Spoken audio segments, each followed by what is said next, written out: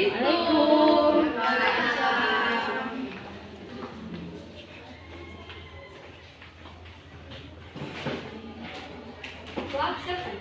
Baik, ya, Mak. Takdim salam. Assalamualaikum warahmatullahi wabarakatuh.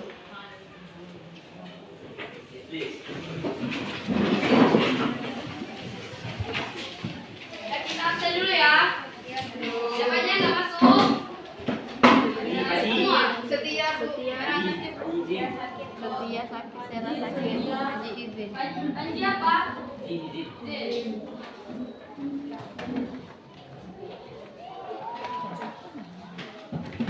Sebelum masuk materi kita perkenalan dulu ya. Sebelumnya udah kenal sama ibu-ibu di depan ini? Belum. Sebelumnya perkenalkan dulu, nama Ibu Febrida Dwi Aryani. Terserah mau manggilnya apa, mana senangnya aja ya. Ibu di sini siswa magang dari Universitas Islam Negeri Bengkulu. Nah, ada mau lagi tanyakan? Artinya, Bu? Ya, Ibu, ini perkenalkan dulu. Perkenalkan, nama Ibu Nabila Fitra Isatri, biasanya dipanggil Nabila juga boleh. Ibu juga dari kampus yang sama Ibu. Ini pas satu ya? Ya, Bu. Katanya pas satu ini nakal-nakal, makanya nggak cukup satu guru. Turun 2 guru ngajarnya ya. Oke, baiklah kita langsung saja. Minggu kemarin belajar tentang apa? Apa terakhir? Iya, berarti sumber hukum yang disetujui kan? Ya, minggu sekarang kita masuk ke sumber hukum yang tidak disepakati. Ada berapa sumber hukum yang tidak disepakati? 7. Nah, kita pertama ini masuk ke materi istihsan. Di istihsan itu ada pengertian, dasar hukum, macam-macam, kehujanan dan istihsan. Ada satu lagi itu ulama yang sepakat dan yang tidak sepakat bahwa istihsan itu dijadikan sumber hukum. Nah, kita ke pengertian istihsan dulu ya. Apa Bu pengertian istihsan tuh Bu? Tidak ada yang tahu di sini apa pengertian istihsan? Belum. Nggak ada dibaca di rumah. Belajar. Enggak. Jelasin Bu. Iya, jelasin lagi Bu. Nah, baiklah. Jadi di sini istihsan itu ada pengertiannya itu terbagi menjadi 2. Ada yang menurut bahasa, ada yang menurut istilah. Nah, menurut bahasa itu menganggap baik, sedangkan menurut istilah itu meninggalkan kias yang nyata untuk menjalankan kias yang samar-samar. Nah, kias yang samar-samar di sini yaitu maksudnya kan kiaskan memperbolehkan, tidak memperbolehkan. Nah, kalau di istihsan itu memperbolehkan apa yang tidak dibolehkan di kias, tapi tidak semuanya. Jadi paham? Jadi maksudnya tuh gini, kita menilaikan suatu hukum yang sudah jelas dengan menggunakan sebuah hukum yang masih samar-samar, atau meninggalkan suatu hukum umum sudah menjadi ketentuan umum kepada hukum khusus yang menurut keadaan itu bisa dilakukan karena logika membenarkannya. Oke, paham untuk pengertiannya? Ada yang mau ditanyakan? Enggak. Ada yang? Nah, ya Bu. Tadi Ibu menjelaskan tentang sesuatu yang dianggap baik ya? Ya. Jadi segala sesuatu yang kita anggap baik boleh dilakukan? Tidak, karena belum tentu yang kita anggap baik itu emang benar baiknya. Jadi untuk dibolehkan kita melakukan sesuai dengan yang Ibu jelaskan tadi di sana tadi, itu yang mana itu? Jadi tuh kita boleh apa tadi pertanyaannya? Jadi segala sesuatu kalau menurut kita baik boleh dilakukan? Enggak, itu yang harus kita lakukan itu yang udah disetujui para ulama. Kan dikatakan dikehendaki sesuatu menganggap baik. Jadi segala sesuatu yang dianggap baik boleh dilakukan menurut ulama. Jadi kita mengetahui itu baik menurut ulama atau bagaimana? Kan tidak semua disebutkan oleh ulama di situ. Ya justru tadi karena ini hukum yang masih samar-samar, ya kita mencari kebenarannya dulu. Makanya saya tanya tadi. Jadi segala sesuatu yang kita anggap baik boleh dilakukan gitu. Tidak. Ada batas-batasannya. Coba jelaskan di mana batas-batasannya. Oke, dapat pengertiannya? Kita lanjut ke macam-macam istisan. Ada 4. Apa saja, Bu? Yang pertama istisan bil anak. Gak ada yang tahu. Apa Bu? Coba ibu tuliskan. Tak ngerti saya tuliskan.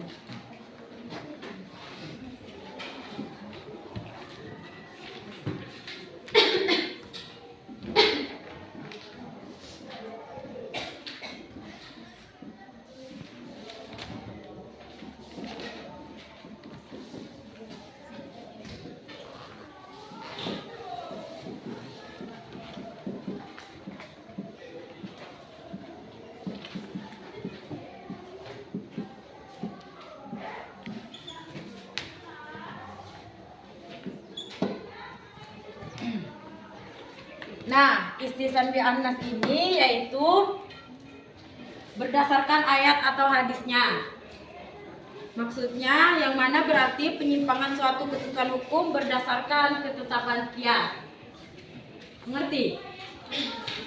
Apa perlu diberikan contoh? Ya, betul. Nah, contohnya pada pembagian maksiat. Kan di dalam kias kan pembagian maksiat itu tidak boleh. Nah, jadi di istisan ini para ulama itu memperbolehkan untuk pembagian istisan karena di dalam kias itu pembagian maksiat itu tidak diperbolehkan karena sifatnya pemindahan hak milik seseorang kepada wasiat. Nah, jadi dalam firman Allah Subhanahu wa taala dalam surah An-Nisa ayat 11 itu menjelaskan tentang pembolehan pembagian wasiat. Ada yang bisa tolong bacakan nggak surat An-Nisa ayat 11?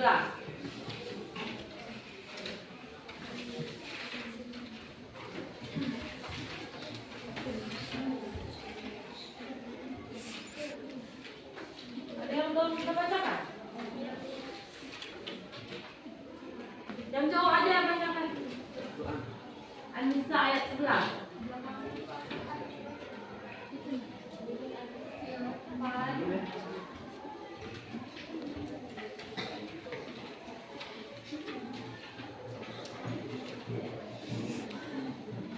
Ini aja, Bu. Enggak, ayatnya. Sama artinya juga.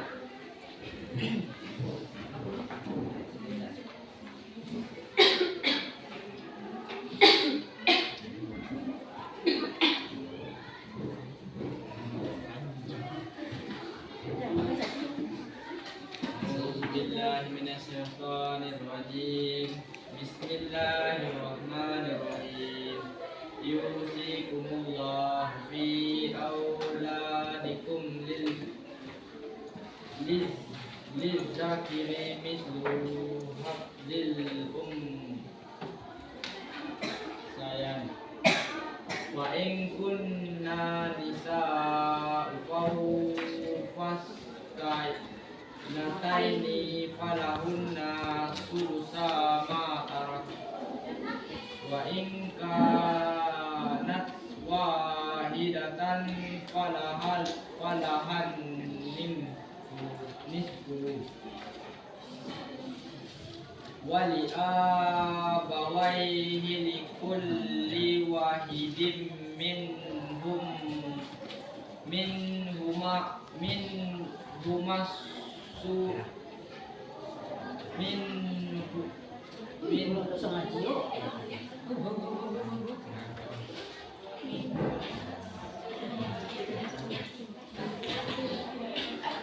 Langsung baca artinya aja.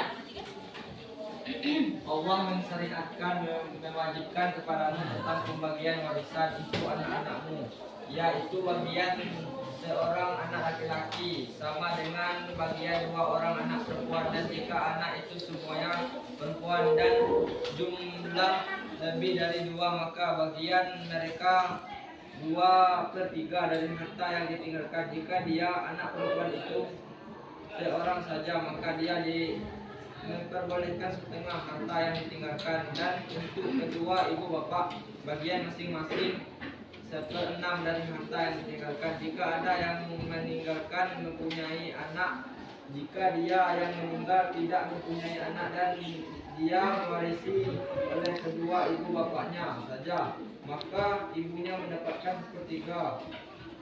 Jika dia yang meninggalkan mempunyai beberapa saudara, maka ibunya mendapat 1/6. Pembagian. Nah, udah. Nah, intinya kan tentang warisan. Nah, jadi artinya itu warisan itu diperbolehkan saja, akan tetapi dilihat dulu semasa hidupnya itu dia berhutang atau tidak. Nah, bagi yang pewaris itu dia juga mendapat warisan seperti yang telah dijelaskan dalam surah An-Nisa ayat 11 sampai 12. Paham? Sampai di sini paham? Belum ya? Jadi pada intinya yang dijelaskan tadi itu yang mana yang termasuk istisannya? Nah, kan jadi kan dikiaskan itu tidak diperbolehkan berwasiat. Nah, kalau di istisan ini para ulama itu memperbolehkan berwasiat seperti yang sudah dijelaskan pada surah An-Nisa ayat 11. Alasan dia boleh berwasiat tadi apa? Kan boleh berwasiat, kan harus ada penjelasan mengapa.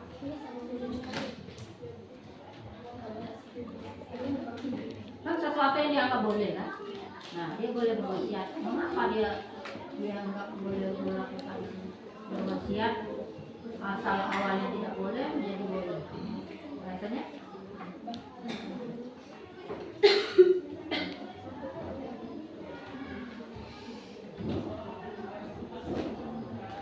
Ada yang bantu jawab? Ada yang mau bantu jawab? Ada yang bisa?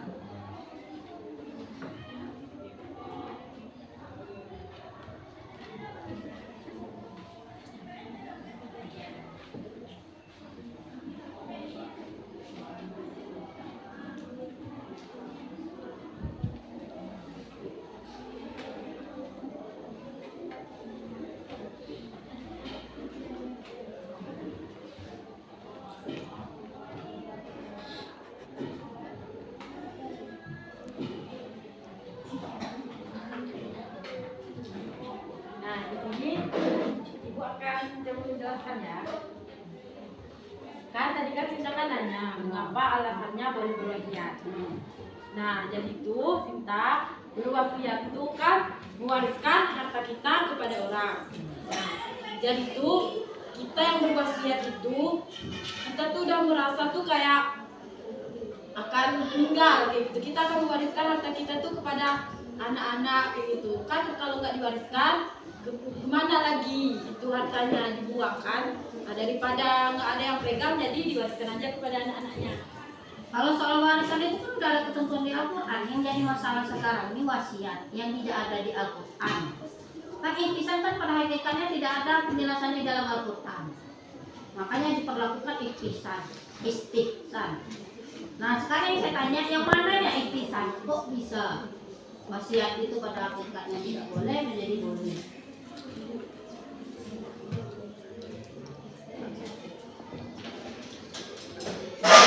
Ada yang bisa kasih jawab?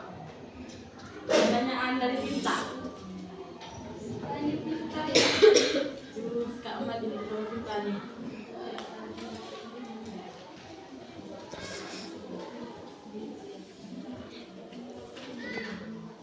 Ada yang bisa bantu Ibu?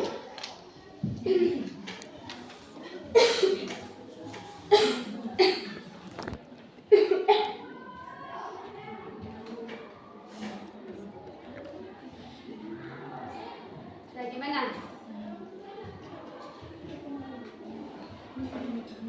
Kita biarkan aja ya Sinta. Iya Bu. Minggu besok kita bahas lagi ya. Ibu.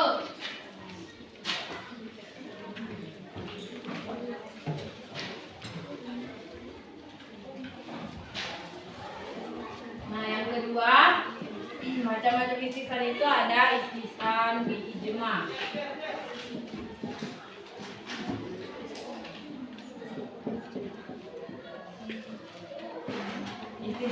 itu yang didasarkan pada ijma. Itu artinya kesepakatan para ulama untuk meninggalkan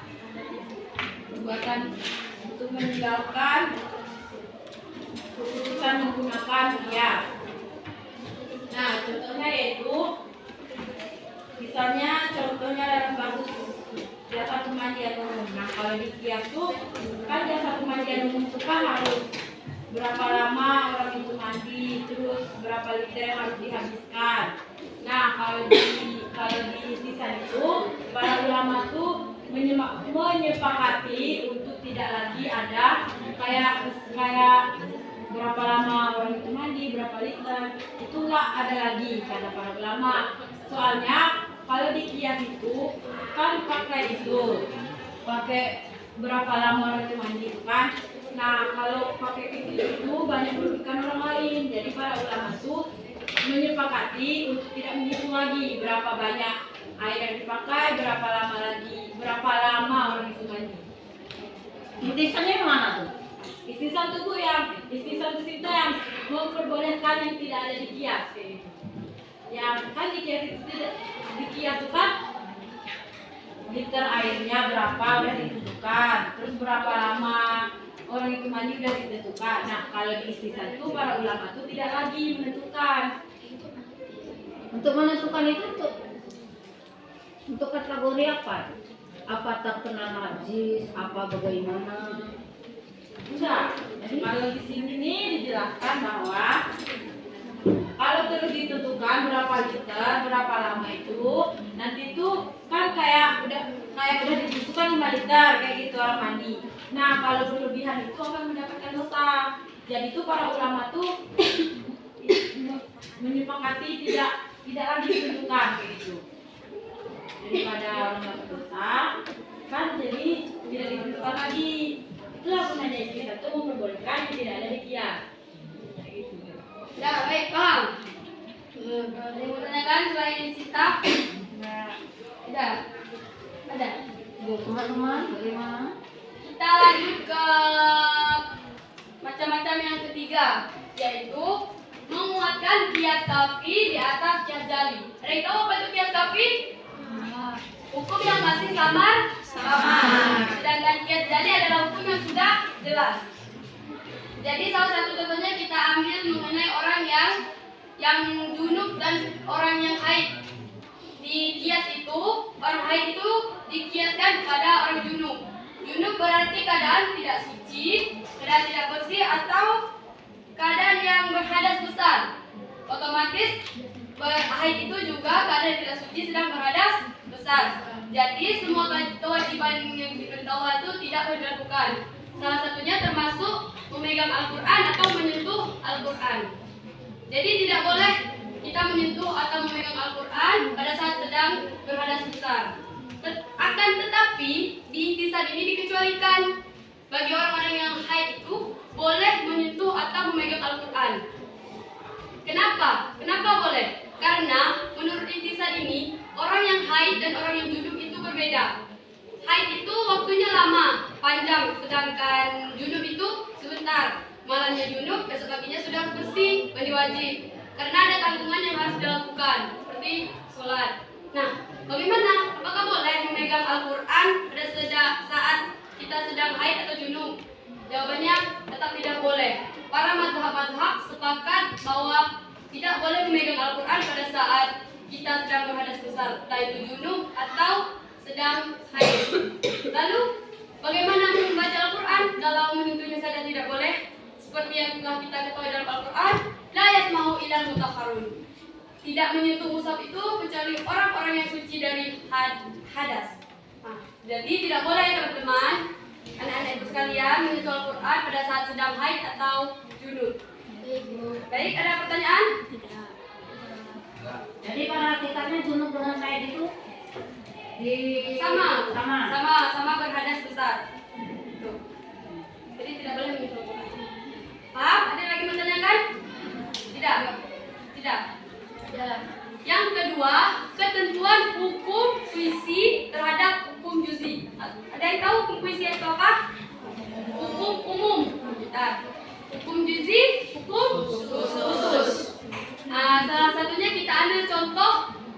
diperbolehnya dokter melihat aurat pasiennya. Seperti yang kita ketahui bahwa kan tidak boleh seorang laki-laki melihat aurat perempuan yang bukan mahramnya, begitu juga sebaliknya. Tetapi di itisan ini diperbolehkan karena adanya keadaan atau situasi yang memperbolehkan dan logika yang membenarkannya. Salah satu contohnya tadi kan dokter yang melihat aurat pasiennya itu boleh karena entah itu mungkin keharusan untuk mendiagnosa penyakitnya atau memeriksanya atau ada orang yang datang berobat kepadanya, itu diperbolehkan. Itu. Gimana? Ada yang mau tanyakan tentang macam-macam yang keempat ini? Pak. Bu, kalau misalnya sedang haid, apa boleh pegang Al-Quran yang berarti? Sekarang ibu tanya kembali, apa beda Al-Quran yang berarti dan Al-Quran yang tidak berarti di situ? Apa bedanya? Tidak ada kan? Hanya bedanya saja tertulis kepada artinya di situ, tertulis dan satu lagi tidak kan? Artinya sama kan? Sama tidak beda. Dah, ada lagi mau tanyakan? Dah, tidak. Kita mau tanyakan lagi kita. Kita lanjut yang ketiga, yaitu dasar hukum intisan. Dasar hukum intisan ini ada dalam satu surah. Yang pertama dalam surah Az-Zumar ayat 18. Yang pertama yaitu Quran surah Az-Zumar ayat 18. Innal ladzina yastami'una al-qawlu fayattabi'una ihsan. Ulaika alladzina hadahumullah wa ulaika ulul albab. Yang artinya yang mendengarkan perkataan itu lalu mengikuti yang baik, itulah orang-orang yang telah diberikan oleh Allah petunjuk, dan itulah orang-orang yang memiliki akal. Maksud dari ayat ini yaitu Allah menegaskan, Allah memberikan penghargaan atau memberikan pujian kepada orang-orang yang memilih dan mengikuti perkataan yang terbaik, dan pujian tersebut ditunjukkan tidak semata-mata ditunjukkan kecuali kepada sesuatu yang telah disyariatkan oleh Allah Subhanahu wa taala. Gimana? Ada yang mau ditanyakan? Paham? Untuk ayat yang pertama ini. Paham? Ya. Yang kedua yaitu Quran surah Az-Zumar ayat 55. Quran surah Az-Zumar ayat 55 yang berarti turutlah pimpinanmu yang sebaik-baiknya yang telah diberikan Allah. Nah, maksudnya di sini adalah kita itu harus menurut pimpinan kita baik gitu. Kita tuh kan telah dikasih oleh Allah pimpinan yang baik, kayak mempercayai Tuhan kayak gitu kan, pimpinan yang telah baik yang dikasih Allah. Nah, jadi itu kita tuh harus menurut pimpinan kita yang baik. Paham arti surat ini? Maksudnya itu apa, Bu? Maksudnya kita kan turut kata pimpinan yang sebaik-baiknya yang telah diturunkan kepadamu. Nah, Jadi maksud ayat ini itu seperti ibaratnya Allah memerintahkan kita untuk mengikuti yang baik, dan perintah itu merupakan suatu kewajiban. Jadi dalam artian menunjukkan bahwa ihsan itu adalah hujah. Ada yang tahu apa itu hujah? Tidak? Hujah? Tahu? Ya, bukti, dalil atau alasan. Dah, benar. Paham cinta? Yang keempat yaitu ulama yang menyetujui dan tidak menyetujui ihsan sebagai sumber hukum. Yang pertama yaitu Jumhur Malikiyah dan Hanafiyah. Menurut Jumhur Malikiyah dan Hanafiyah ini, mereka setuju bahwa ihsan itu ialah dalil syariah, bisa digunakan sebagai hujjah dalam menetapkan hukum.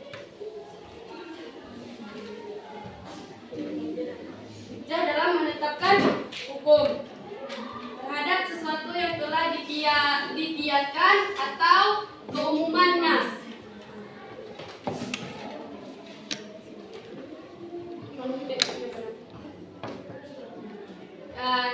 Terus menurut Jumhur Hanafiyah,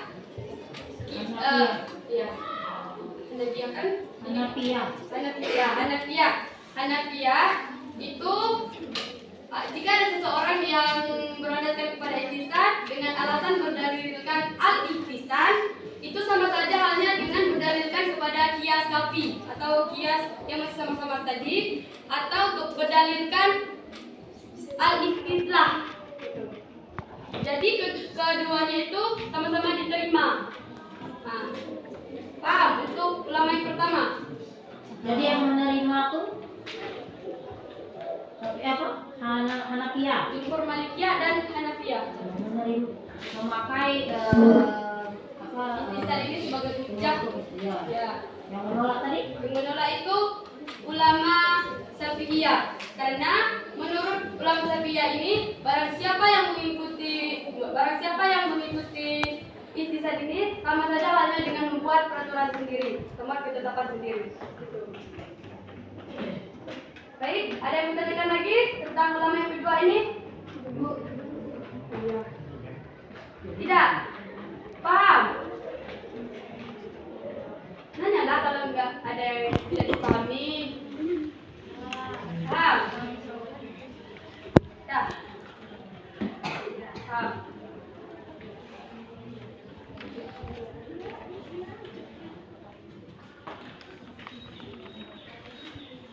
Dah, paham? Nah, udah, kita lanjut ke kesimpulan aja ya. Jadi kesimpulannya, ihtisan adalah meninggal suatu hukum yang sudah ditetapkan kepada yang meninggalkan suatu hukum yang telah ditetapkan kepada hukum yang masih sama, atau meninggalkan suatu hukum umum kepada hukum yang khusus. Ada berapa macam ihtisan tadi? Ada 4. Ihtisan bil anas, ihtisan bil ijma', menguatkan kias kafi di atas kias jali, ketentuan hukum kursi kepada hukum juzi. Dasar hukumnya tadi surah apa? Surah Az-Zumar ayat 11 dan 55. Ada berapa ulama yang menolak dan menerima? 2. Ulama Malikiyah dan Hanafiah menerima, sedangkan Syafi'iyah menolak. Udah habis ya? Udah. 28. Dah. Kita akhiri ya. Minggu besok lagi ya pertemuannya. Ya, Bu. Kalau ada yang mau ditanyakan? Dah.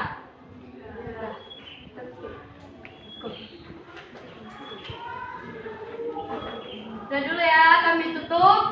Wassalamualaikum warahmatullahi wabarakatuh. Waalaikumsalam warahmatullahi wabarakatuh. Said kiamat. Said salam.